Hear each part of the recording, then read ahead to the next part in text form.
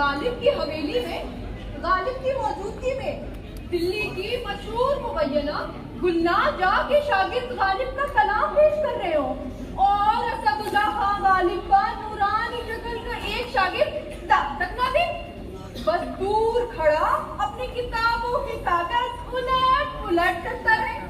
अब गुस्ताखी माफ हो, मगर इस नाकदरी की तवक्को हमें ना की। मैं मत करो चिंता, हमारी तरफ नहीं, यहाँ सैयद अहमद खान की जानिब है। हाँ, वजह फरमाया। भाई ये साहबजादे हमारे उस्ताद नहीं है गुलनार जान, ये मोहतरम बदाते खुद उस्ताद हैं। दिल्ली के मशहूर रईस सैयद मुत्तकी का नाम सुना है? हाँ दिल्ली के साहबजादे हैं। चिराहा बैरम खान में मेरी हवेली खुली। आप ही की है। दरबार शाही से मुंसलक है आपका खानदान। आपको भी अपने दादा की तरह बहादुर शाह जफर ने खुद जवादुद्दौला आरिफ जंग के खिताब से नवाजा है। माशाअल्लाह, सुभान अल्लाह।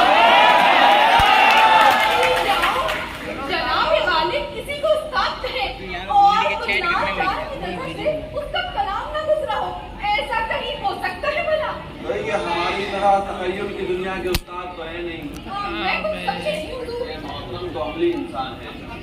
ये देख रही हैं आप, ये सब कुल मिलाकर 6000 सफ़ात हैं जो आप ही ने तहरीर की है। और इसके अलावा ऐसा कौन सा फन है जो मियां सैयद अहमद खान ने न सीखा हो? हकीम गुलाम हैदर खान से हिकमत व तबावत सीखी, होम्योपैथी पढ़ी और फने हदीस व तफसीर मौलवी मखसूसुल्लाह से पढ़ी है।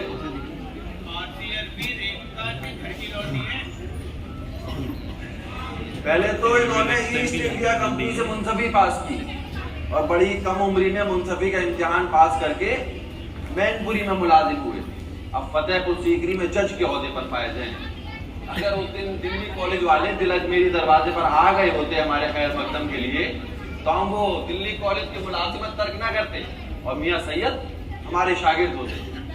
हाय मेरी मरदूम जनासी पे खा। मैं हुजूर आला मर्तबत के चौड़े शक्ल सरापे को देखकर इन्हें कुछ पहलवान से ज्यादा ना तोल पाई। हाँ नहीं तो क्या? भाई ये मजबूत बच्चे वर्जिश, कुश्ती, तीरंदाजी की देन है। हाय माशाअल्लाह, कुर्बान जाऊं। हाय बारी जाओ, सौ बार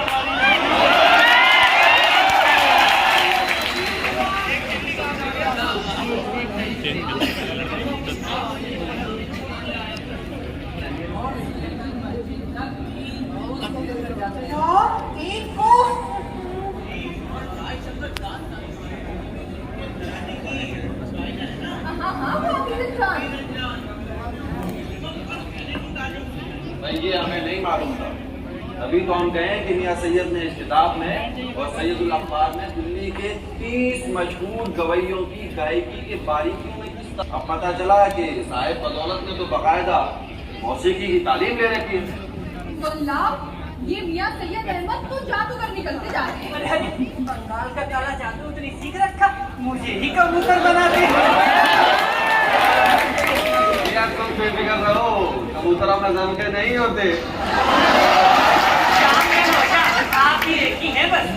हम एक हैं और हमारे मियां सैयद 1 और 1 11। बताइए 11 साल की कम उम्री में ही नहीं शायद 23 साल की उम्र में जामे जम नाम की तहरीक पे किताब लिख डाली और आजकल इस सैयदजादे को दिल्ली की कदीम मशहूर इमारतों की पैमाइश करने और उनकी तफसीलात को कलम बंद करने का नया शौक चलाया है। और इसके लिए इन्होंने आसार सनादीद नाम की एक नायाब किताब लिख दी। सच्ची? ये देखिए आप, ये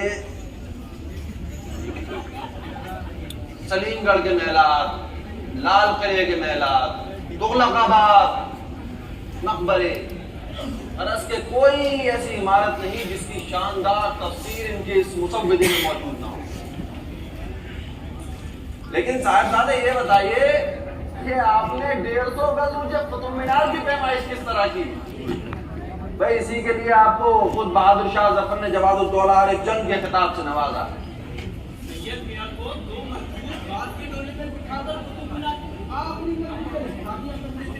और ये जनाब उसकी एक घर की पैमाइश किया करते थे, मैंने खुद अपनी आंखों से देखा है। डर नहीं लगता था इन्हें? हाँ नहीं तो क्या? तो मीनार से लटकने के सोच के तो मेरे रोंगटे खड़े हो रहे हैं। जमाल है मियां, तुम्हारे रोंगटे भी खड़े होते हैं। चलो सब खड़े हो जाओ, रात बहुत हो गई है, दिल्ली के हालात अब बहुत खराब है। हाँ नहीं तो क्या? मैं रुखसत चाहती हूँ। हुजूर, शायर आजम ने अभी आपकी इतनी तारीफ की कि आपके हाथ पर बैत करने को दिल चाहता है। मुझे मुआफ़ी कीजिए, हम सब के पीरे मुगार। हाय, आपकी दिलचस्पी और सादगी पे कुर्बान जाऊं। मियां सैयद, बड़े नेक वक्त हैं वो वालिदे जिनके घर को आपने रोशन किया। जनाब गालिब ने अभी आपकी काबिलियत का किस्सा बड़े ही तफसील से सुनाया। आपके वालिद का नाम तो सैयद मुस्तकी बताया गया है। आपकी वालिदा का नाम पूछ सकती हूँ? भाई माँ के नाम से तुम्हें क्या मतलब? जैसे मियां सैयद के बेशुमार शौक, वैसे मेरा भी एक शौक। बाल निकालूंगी इनका। वालिदा का नाम जान सकती हूँ हुजूर? मोहतरमा अज़ीज़ुन्निसा बेगम। माशाअल्लाह, आपकी आवाज के भारीपन में एक मिठास सी है मियां सैयद अहमद। माँ का नाम लेते हुए हर शख्स की जुबान में मिठास आ जाती है।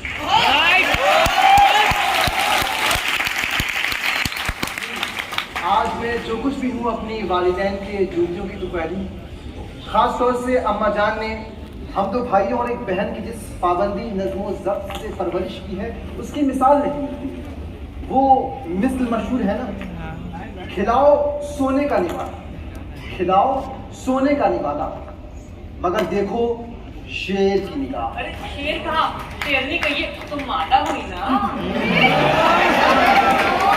बड़ा आया नरमादा करने वाला। कुर्बान जाऊं सरकार, आपकी वालिदैन की उसूलों पर पाबंदी का तजस्सुस बढ़ा दिया है आप। अगर उसूल ना हो तो कोई एक मिसाल अपनी वालिदैन की हुनरमंदी की दे दीजिए। जैसे हर घर में बच्चों को मौलवियों से कुरान पढ़वाया जाता था, हाँ, वजह फरमाया। लेकिन हमारे घर में हमने मौलवी से नहीं बल्कि मुल्लानी खातून से कुरान पढ़ा। भला ऐसा क्यों किया? क्योंकि आपकी वालिदा वहाँ मौजूद रहना चाहती है। मौलवी पढ़ाते हैं तो पर्दे की कैद हो जाती है। जी, यही वजह थी। अब एक बार बचपन की ही बात है, घर के नौकर को किसी बात पे चढ़ाकर मैंने उसे इस तरह धक्का दे दिया। फिर क्या था, अम्मा जान ने हाथ पकड़ा और घर से बाहर निकाल दिया। 3 दिन तक खाला जान के घर रहा। बड़ी माफी तलाफी के बाद घर में दाखिले की इजाजत दी। वाह, क्या कहना। अगर ऐसी परवरिश हो तो फिर कौन बिगड़े? मियां सैयद, ये बताइए कि आपको अरबी, फारसी, फिक़ह, मंतिक वगैरह की तालीम किसने दी? जैसा कि आपकी किताबों से मालूम होता है कि भाई ये मज़ामीन भी आपने खूब पढ़े हैं। जी, इन मज़ामीन के अलावा इसमें इल्म नुजूम, रियाजी, सियासत, तारीख वगैरह की तालीम हमने दिल्ली के ईस्ट इंडिया कंपनी में कॉलेज में लॉर्ड वेल्सले की ज़ेरे निगरानी हासिल की। भाई दरबारी रौसा के यहाँ यही दस्तूर होना चाहिए। हाँ, मगर रोसा आजकल अपने बच्चों की तालीम पर तवज्जो नहीं दे रहे। भाई वाह, तुमने रूमी और फराबी को भी खूब पढ़ा है, माशाल्लाह। रूमी का नाम लिया तो रूमी का एक बंद सुन लीजिए, फिर चलते हैं, वरना अभी आपकी बेगम जनान खाने से लाठी लेके दौड़ाने आ रही होंगी हमें। भाई मियां सैयद, ये सबकी बेगमात ऐसी ही होती हैं क्या? आपकी बीवी पारसा बेगम आपको जिद नहीं करती? हाँ, क्यों करेंगी, वरना आप ये इतनी मोटी मोटी 6000 सफ़ात की किताबें किस तरह तहरीर कर पाए? जी शायद। यार मरा खार मरा इश्क जिगर खार मरा, ओ यार तुई गार तुई ख्वाजन के डार मरा, ओ यार तुई गार तुई ख्वाजन के डार मरा, नूह तुई रू तुई फातह मत्तू तुई, नूह तुई रू तुई फातह मत्तू तुई, सीने मशरू तुई पैंते असरार मरा, ओ यार मरा बार मरा इश्क जिगर बार मरा। तुमने जो ये आईने अकबरी की बतस्वीर तहरीर की है, शानदार था, बहुत जबरदस्त, उम्दा। मेरी दिली तमन्ना है कि आप आईने अकबरी के इस तर्जुमे में आप तकरीर कीजिए। मियां शिफ्ता,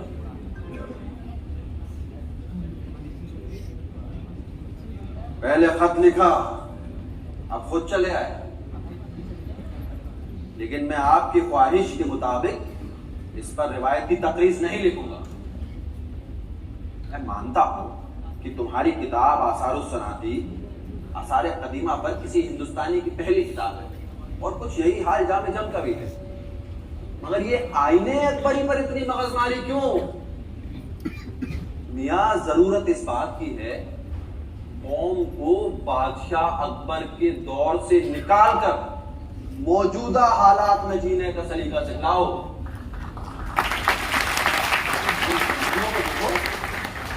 अरे इंग्लिस्तान को देखो, उन्होंने बिना चप्पू के, लोहे और भाप के फौलाद से चलने वाले जहाज पानी में दौड़ा दिए, और हमारी प्यारी लकड़ी की कश्तियां आज भी हवाओं और बागबानों की मोहताज है।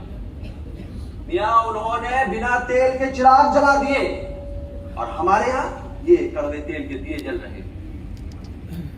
उनकी बड़ी बड़ी बातें कोसों दूर से लम्हों में पहुंच जाती, और हमारा एक एक लफ्ज घोड़े की पुष्ट पर सवार होकर पहुंचने में महीनों लग जाते हैं।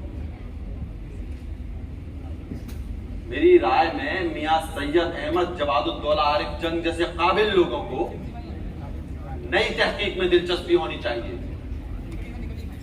इन बोसीदा खंडरात से ज्यादा जिंदा इंसानों में दिलचस्पी होनी चाहिए। इनकी पैमाइशें कौन करेगा? ये जो चलते फिरते खंडरात जिंदा लाशें हुई जा रही हैं, इन्हें अपने किस्मत की पैमाइश करने का सलीका कौन सिखलाएगा? आओ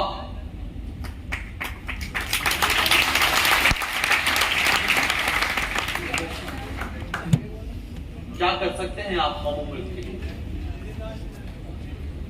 ईस्ट इंडिया कंपनी से लोगों की नफरत बढ़ती चली जाती है, हवाओं में बगावत की बू है, और कौम का ये हाल है कि जो चाहे इनकी पगड़ी उछाल सकता है।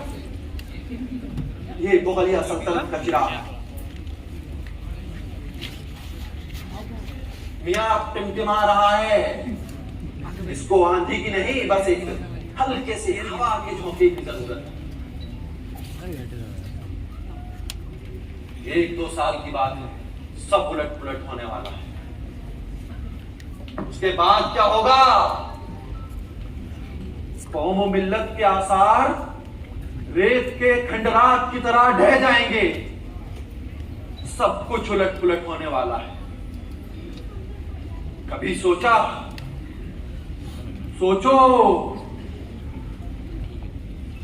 कुछ करो, कुछ ऐसा करो कि लोग तुम्हें तुम्हारे कलम से नहीं, तुम्हारे अमल से याद रखें।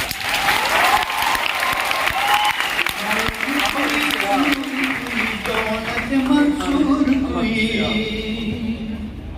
नूर तुई, सूर तुई, दौलत मंसूर तुई, मुर्म को है दूर तुई, सबटाओ मिन कार मरा, ओ यार मरा तुई, ओ